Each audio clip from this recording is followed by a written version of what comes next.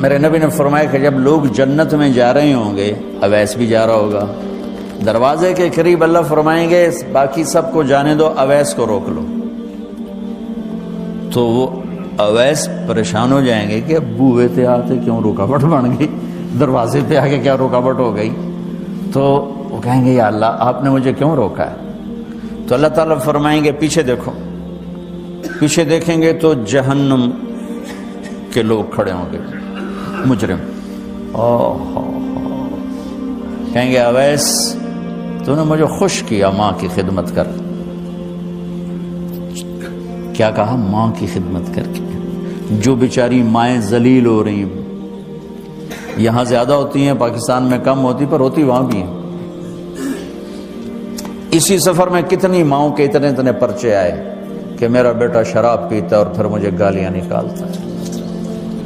بھر گئے میری جیبیں پرچوں سے، کیونکہ مستورات بھی بیان میں آتی تھی، تو ہر بیان میں کوئی نہ کوئی پرچہ آیا کہ میرا بچہ مجھے گالیاں نکالتا ہے، شراب پیتا ہے، زنا کرتا ہے، پھر مجھے گالیاں نکالتا ہے۔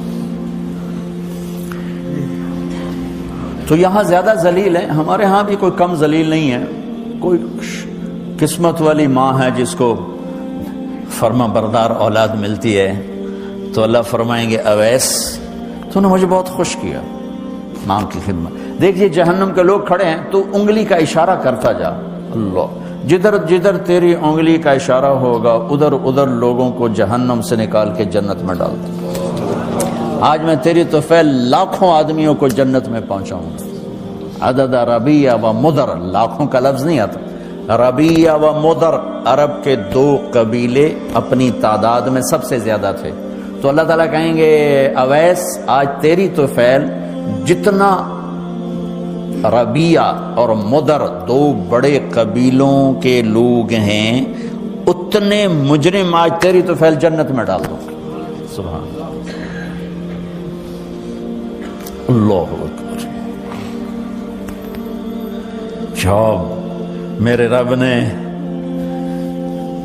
مقام بخشا کہ عمر اور علی سے کہا جا رہا ہے دعا کروانا، اور جنت کے دروازے پر کھڑا کر کے فرمایا جا رہا ہے پیچھے نظر دوڑا، دیکھ جتنے جہنم کے لوگ کھڑے ہیں، اشارہ کر تیرے طفیل آج ربیہ اور مضر کی تعداد کے برابر لوگوں کو جنت میں ڈالوں گا۔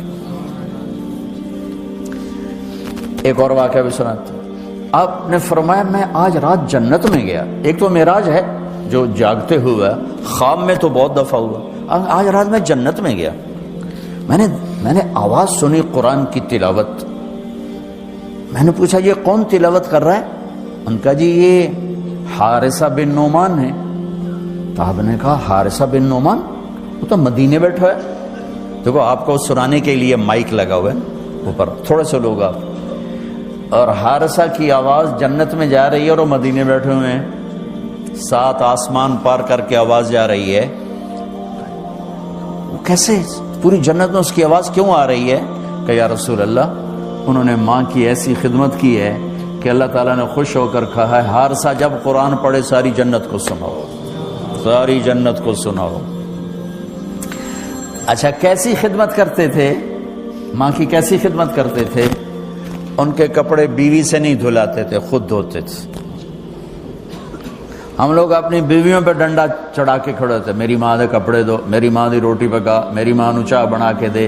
آپ کی بیوی کے ذمے آپ کی ماں کی خدمت نہیں ہے، میرے ذمے میری ماں کی خدمت، میری بیوی کے ذمے میرے باپ کی خدمت نہیں ہے، میری ماں کی خدمت نہیں ہے، میری بہن بھائیوں کی خدمت نہیں ہے۔ لیکن یہ بر صغیر کے معاشرے کا ظلم ہے کہ آنے والی بچی ٹکڑے ٹکڑے ہو جاتی، پس کے رہ جاتی، اور ایک ظلم و ستم کی چکی میں وہ قیمہ بن جاتا ہے۔ ساس کا ظلم، سسر کا ظلم، خامد کی بہنوں کا ظلم، بھائیوں کا ظلم، تانے بولیاں۔ اس بیچاری نے بچے کیا پالنے ہیں، وہ تو روتے روتے زندگی گزار دیتی۔ میرے ذمہ ہے ماں کی خدمت، میری بیوی کے ذمہ نہیں ہے۔ پوچھو مفتیوں سے ماں کے لیے کیا کرتے تھے؟ سالن خود بناتے تھے، آٹا گوندتے تھے، روٹی پکاتے تھے، پھر تھالی میں پلیٹ میں رکھ کر ماں کو سامنے بٹھا کر خود کھلاتے تھے، کھلاتے بھی خود، اور ماں کو تیل لگاتے، کنگھی کرتے، جوئیں نکالتے۔ اور کبھی اماں کوئی کام کہہ دیتی اور سمجھ میں نہیں آیا تو یہ نہیں کہتے تھے ماں جی کیا جے، اپنی بیوی کو باہر بلا کر کہتے ماں جی نے کیا کہا ہے مجھے سمجھ میں نہیں آیا۔ ایک دفعہ موسیٰ علیہ السلام نے پوچھا یا اللہ میرا جنت کا ساتھی کون ہے؟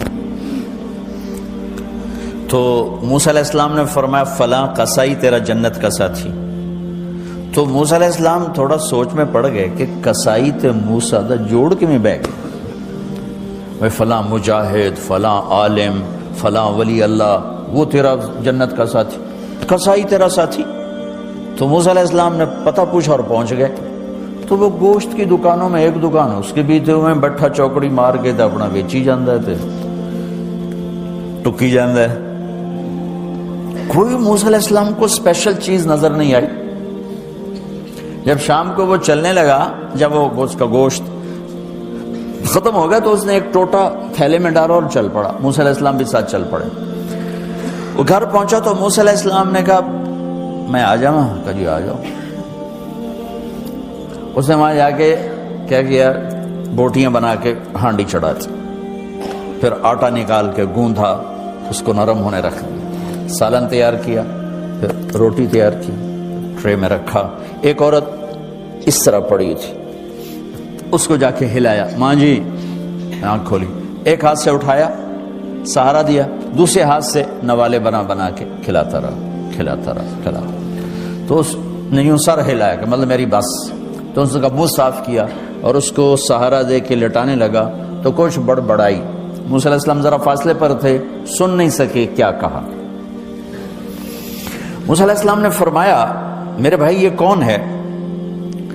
کہا جی میری ماں ہے، اور میں جب صبح جاتا ہوں نا کام پر تو اس کے سارے خدمت کر کے روٹی پانی کھلا پلا پھر میں جاتا ہوں، پھر جب شام کو واپس آتا ہوں تو پہلے میں اس کی یہ خدمت کرتا ہوں۔ بیوی سے نہیں کہا، خود کیا۔ ہم اپنی بیویوں کو کتنا ذلیل کرتے ہیں، اور 99% جو ساس ہے وہ نیگیٹو ہے اور ظالم ہے۔ 99% ساس نیگیٹو ہے اور ظالم ہے، اور ہمارے بچوں کو ہوش نہیں کہ میری ماں ہے، میری ماں ہے۔ ماں کی وجہ سے بیوی کو تباہ نہ کرو، اور بیوی کی وجہ سے ماں کو تباہ نہ کرو، اس میں بیلنس کرو۔ بیوی کے عشق میں ماں باپ ذلیل نہ ہو، اور ماں باپ کے عدم میں بیوی ذلیل نہ ہو۔ یہ دونوں نوحے میں سن رہا ہوں، اس لیے بول رہا ہوں، دکھ سے بول رہا ہوں۔ کہا جی میں شام کو پھر اس کی خدمت کرتا ہوں، اب بچوں کو بعد میں دیکھتا ہوں۔ کہا اچھا یہ بتا یہ کیا کہہ رہی تھی؟ لٹا رہے تھے۔ کہنے لگا جی بس ماں جو ہوئی جب بھی خدمت کرتا ہوں تو کہتی اللہ تجھے جنت میں موسیٰ کا ساتھی بنا۔ میں تو جی کمی کسائی دے موسیٰ کلیم، میرا دا کی جوڑ ہے۔ میں کہا پترا تیرا جوڑ بنا چھڑے تیری ماں۔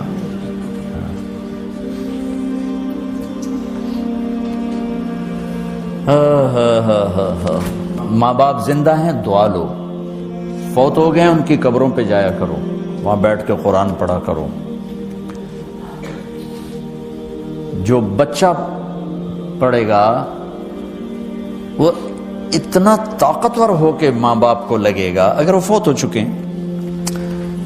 زندہ ہیں دعا لو، مر گئے ہیں ان کے لیے ان کی قبر پہ نہیں جا سکتے ہو، یہاں کی زندگی بہت تیز ہے، کبھی تو جایا کرو، کسی ویکنڈ پہ چلے جایا کرو، کسی اتوار پہ چلے جایا کرو، کسی ہفتے کو چلے جایا کرو، مہینے بعد 2 مہینے بعد، سال میں ایک دفعہ سے، کہ یہ ان کا حق ہے، ان کا حق ہے۔ اور ابن القیم رحمۃ اللہ علیہ نے ایک واقعہ لکھا ہے کہ عبداللہ بن مطرف رحمۃ اللہ علیہ نے خواب دیکھا کہ قبریں پھٹیں اور لوگ نکلے اور کوئی چیز ایسے اٹھا رہے ہیں، ایسے اٹھا رہے ہیں، ایسے اٹھا رہے ہیں۔ ایک آدمی نکلا اور جا کر ایک درخت سے ٹیک لگا کے بیٹھ گیا۔ یہ اس کے پاس جا کر کہتے ہیں بھئی آپ کون لوگ ہو؟ وہ کہتے ہیں ہم ایمان والے ہیں۔ کہ یہ کیا ہو رہا ہے؟ کہ جو رشتہ دار ثواب بھیجتے ہیں یہ وہ اکٹھا کر رہے ہیں۔ کہ تم کیوں نہیں اکٹھا کر رہے ہو؟ کہ میرا بیٹا حافظ قرآن ہے، ایک قرآن روزانہ ختم کر کے مجھے بھیج دیتا ہے، تو میں نے پرچون دی لوڑ نہیں رہ جاندی، میرا تھوک دا کام۔ کہ تیرا بیٹا کیا کرتا ہے؟ کہ اس کی مٹھائی کی دکان ہے بازار میں. آنکھ کھل گئی، صبح ہوئی تو پہنچ گئے، بازار کھلا، دیکھا تو ایک نوجوان بیٹھا ہوا اور مٹھائی بیچ رہا اور ہونٹ ہل رہے ہیں. پہلے اس کو چیک کرتے رہے، پھر اس کے پاس آئے، بیٹا تیرا نام کیا ہے؟ وہی نام تھا جو خواب میں سنا. یہ کیا پڑھ رہے ہو؟ کہ جو قرآن پڑھ رہا ہوں. کتنا پڑھتے ہو؟ 1 ختم روزانہ پڑھتے. کیا کرتے ہو؟ کہ والد کو ایصال ثواب کرتا ہوں. کیا اتنی مشقت کیوں اٹھاتے ہو؟ کہ وہ میرے لیے بہت کچھ چھوڑ گیا، میں چاہتا ہوں میں بھی اس کے لیے کچھ حصہ بنتا رہوں. تو یہ والدین کے حقوق میں سے ہے کہ اگر وہ چلے گئے ہیں ان کے لیے ایصال ثواب کرو.